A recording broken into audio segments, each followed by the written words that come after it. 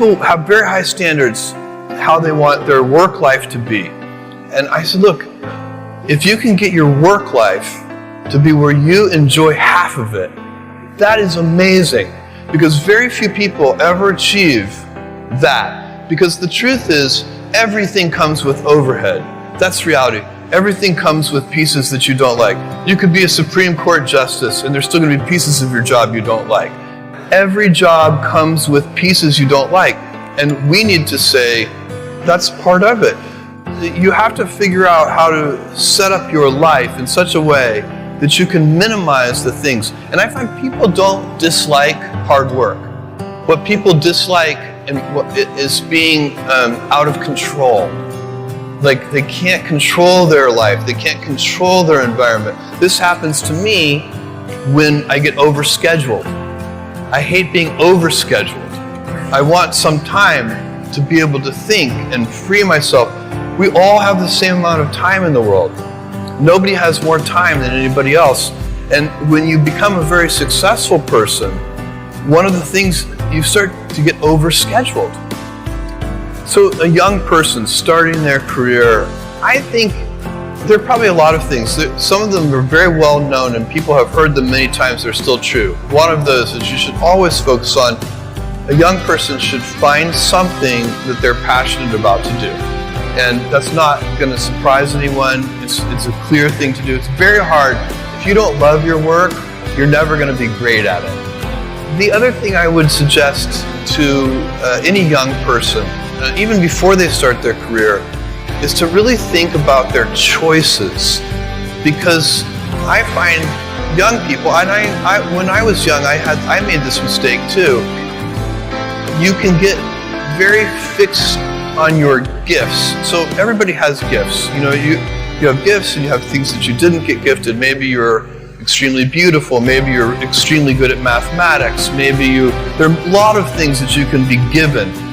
But those things can confuse you because they're not the things that construct your life. It's your choices that construct your life, not your gifts. You can celebrate your gifts. Be proud of them. Be happy of them. Actually, don't be proud of them. Be celebratory of them, but you can't be proud because they're gifts. They were given to you. You didn't earn them. You can only be proud of the things you earn. And so as I got older, I started to realize I wasn't proud of my gifts. I was always good at school. School was always easy for me. And I was always proud that I was a great student. I got A's in all my classes. I was good at math, all of that. And I thought that's who I was. But it's not true. Those are the things that are gifts. What was hard for me is deciding to work hard, deciding to use my gifts in certain ways, to challenge myself, to do things that I didn't think I could do, to put myself in uncomfortable situations. We all I would say to a young person, you can choose a life of ease and comfort, or you can choose a life of service and adventure. Which one of those, when you're 90 years old, are you going to be more proud of? My advice would be the same for any kind of entrepreneur, and that is make sure that you are focused on something you're passionate about. So if you look at the early internet companies, they were started and focused on doing something that they thought was very interesting long before the internet was fashionable in any way. We are currently an underdog once again. We've been in business for 6 years, and there was exactly 1 year where we were not the underdog, and that was 1999. I like the underdog years because it makes, I liked it when all the people we hired, their parents told them they were crazy. Like that was kind of the good era. Fortunately, it's back. In 1999, all the parents were like, giving their brothers and sisters high fives. My son is working at Amazon.com.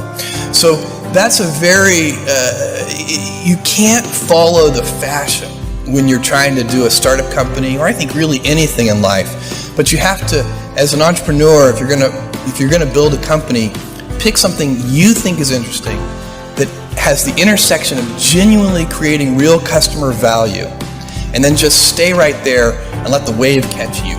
Whatever it is that you want to do, there's going to be risk in your life, and risk is a necessary component of progress. You can make any pioneering movements in the world of any kind, whether they be the geographical, physical exploration that I've just been talking about, or whether it be a more cerebral exploration of a scientific field. Or I bet you could ask that question of every speaker here, and I bet that every speaker here has taken substantial risks, whether it be intellectual or otherwise, to achieve what they've done.